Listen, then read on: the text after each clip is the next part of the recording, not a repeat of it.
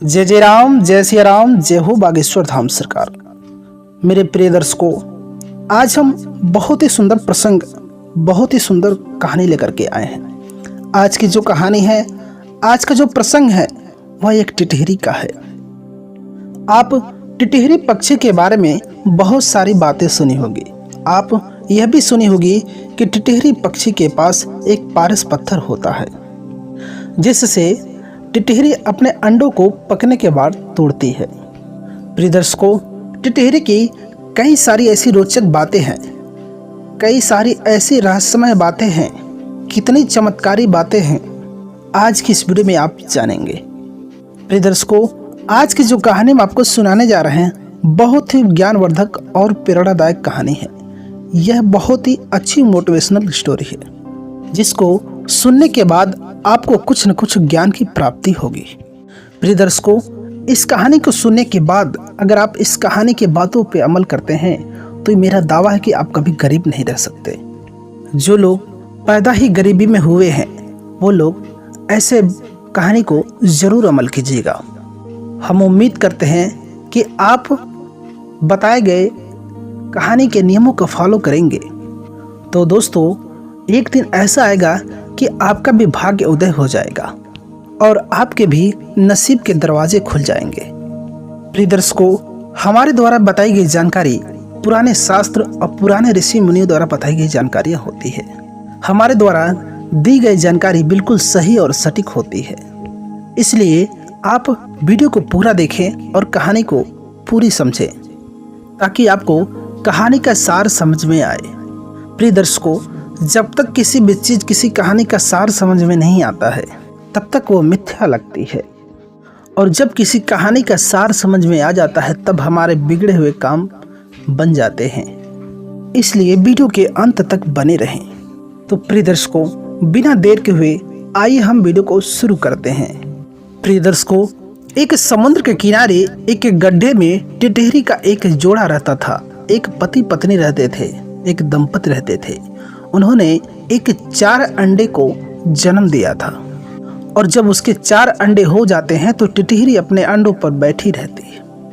टिटहरी अपने पति से कहती है कि पिया जी, आप मुझे कुछ भोजन लेकर के आइए। अब टिटहरी का पति पूरे दिन भटकता था और भोजन की तलाश में भोजन तलाश करके लाता था और अपने टिटहरी को खिलाता था। लेकिन एक दिन टिटहरी का पति टिटहरी से कहता है कि प्रिय, यदि हम दोनों भोजन ढूंढने के लिए चले तो बहुत जल्द ही हम भोजन लेकर वापस आ जाएंगे। इसलिए कि यदि आप अंडों के ऊपर बैठे रहोगी और मैं अकेला भोजन की तलाश में जाऊंगा, तो जितनी मात्रा में हमें भोजन चाहिए उतनी मात्रा में हमें उपलब्ध नहीं हो पाता है, क्योंकि मैं अकेला भोजन ढूंढता हूँ, अपना पेट भरता हूँ, उसके बाद मैं तुम्हारे लिए भोजन लेकर के आता हूँ। मेरा आधा समय, इसलिए यदि हम दोनों एक साथ चलें और एक साथ भोजन करने के बाद वापस आकर अंडों पर बैठ जाएं।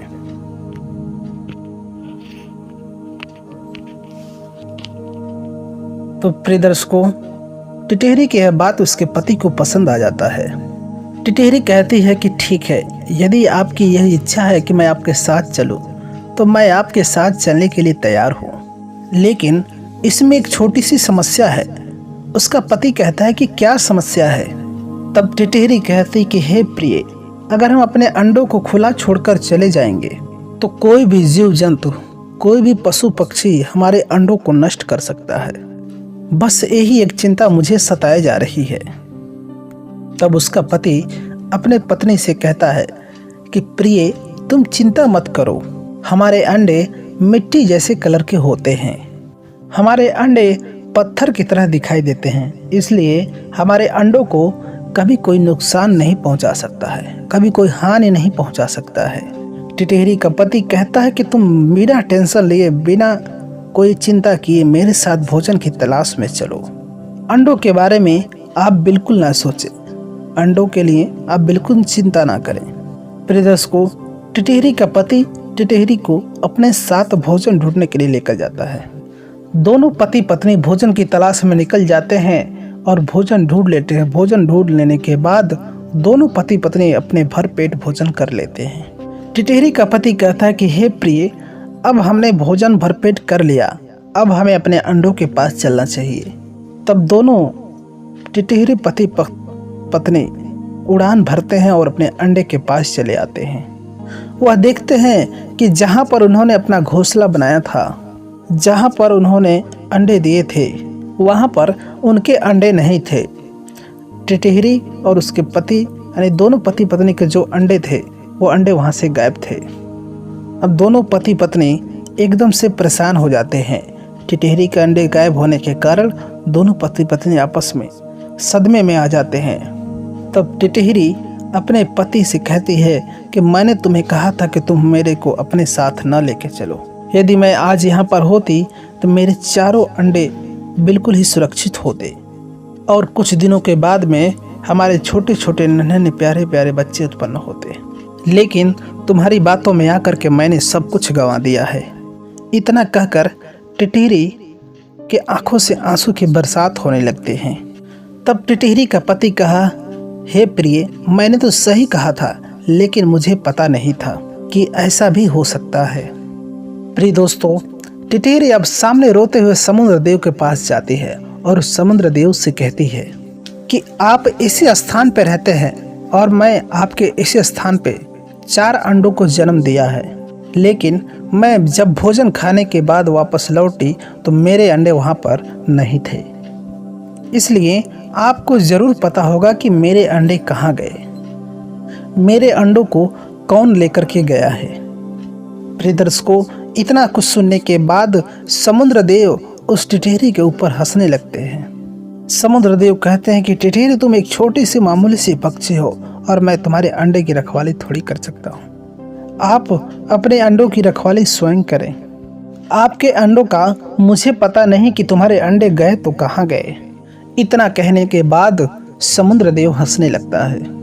तब टिटहरी अपने मन में सोचने लगती कि जरूर मेरे अंडों को इस समुद्र देव ने ही चुराया है, अन्यथा कोई बड़ा सा जानवर, कोई बड़ा व्यक्ति मेरे अंडों को नहीं ले जा सकता।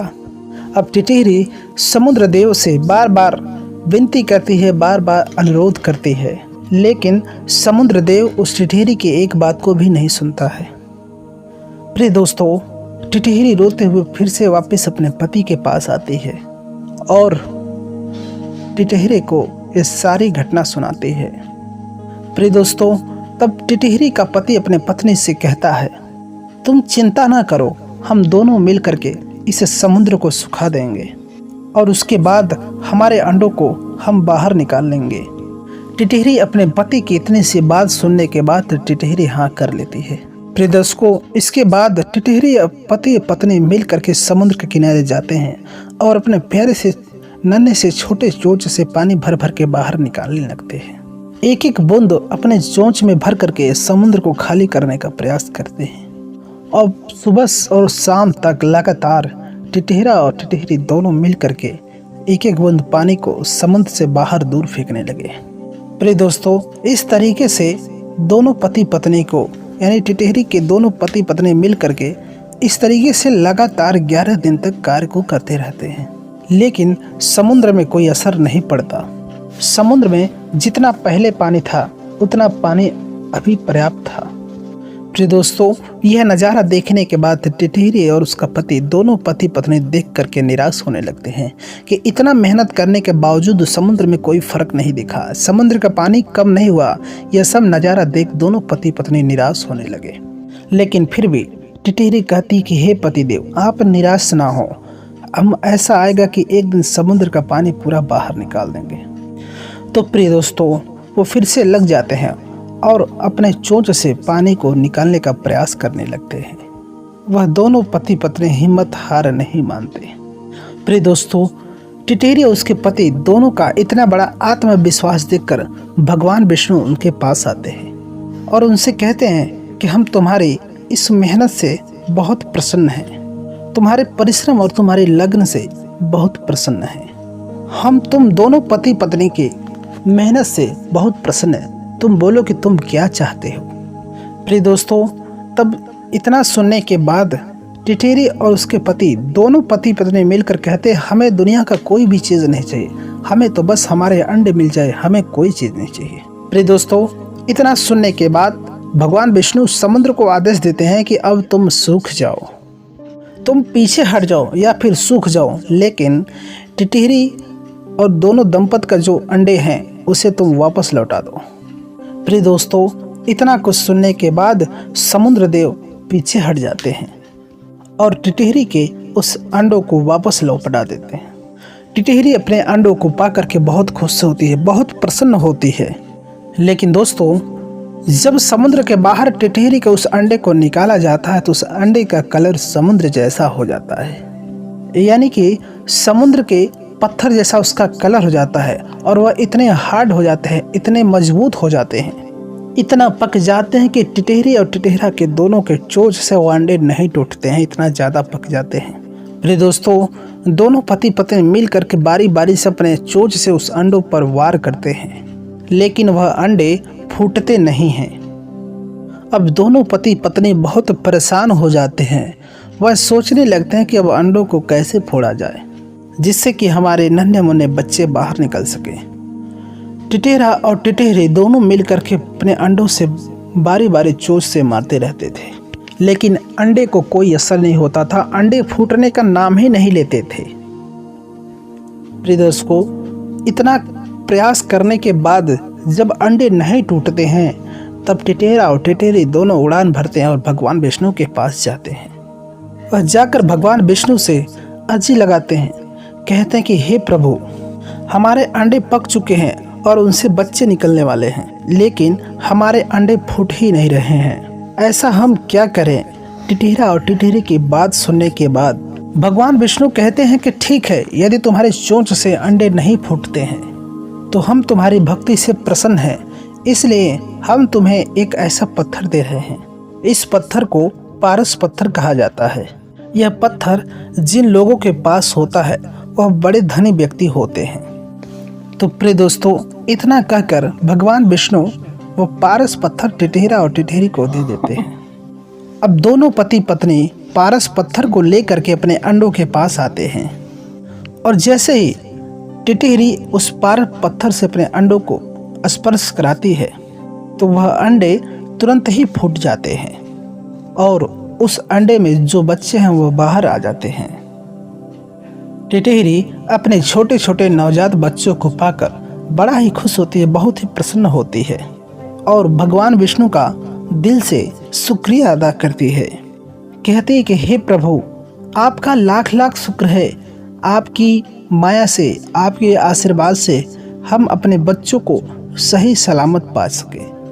प्रिय दोस्तों, अब टिटहरी सोचती है कि यदि मैं पारस पत्थर में से थोड़ा सा टुकड़ा अपने पास रख लेती हूँ तो अगली बार मुझे अंडे फोड़ने में तकलीफ नहीं होगी, मैं तुरंत इस पारस पत्थर के माध्यम से अपने अंडों को फोड़ सकती हूँ और अपने बच्चों को बाहर निकाल सकती हूँ। प्रिय दोस्तों, यही सोचकर वह टिटहरी पारस पत्थर में से थोड़ा सा टुकड़ा बाहर निकाल लेती है और बाकी के जो बचे हुए पारस पत्थर होते हैं वो भगवान श्री हरि, भगवान विष्णु को वापस लौटा देती है।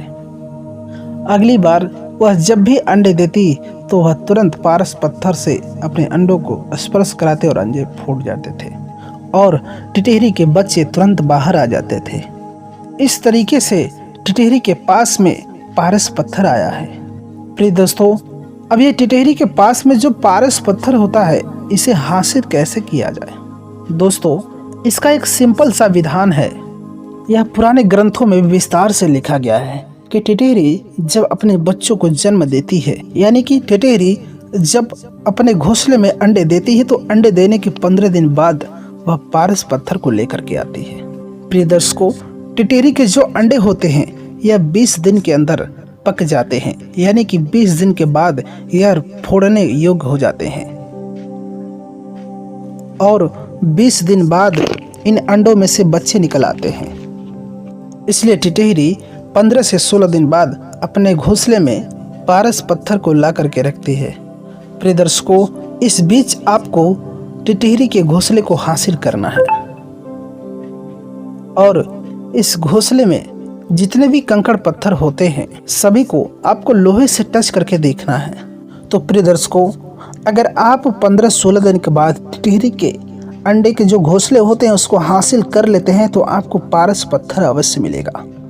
प्रिय दोस्तों, ये थी टिटेरी की कुछ अनसुनी बातें जो कि हम आपको आज की कहानी, आज की कथा के माध्यम से आपके साथ शेयर किया। प्रिय दोस्तों, उम्मीद करते हैं आज की हमारी कहानी आपको पसंद आई होगी। अगर वीडियो आपको पसंद आया हो तो वीडियो को लाइक कर दीजिएगा और चैनल पर नया हो तो चैनल को सब्सक्राइब कर लीजिएगा और वीडियो को शेयर कर दीजिएगा। आपके मन में कोई भी सवाल आता है तो आप कमेंट बॉक्स में बेझिझक हमसे पूछ सकते हैं। तो दोस्तों, मिलते हम आपसे एक और नई कहानी, एक और नई वीडियो के साथ। तब तक के लिए नमस्कार।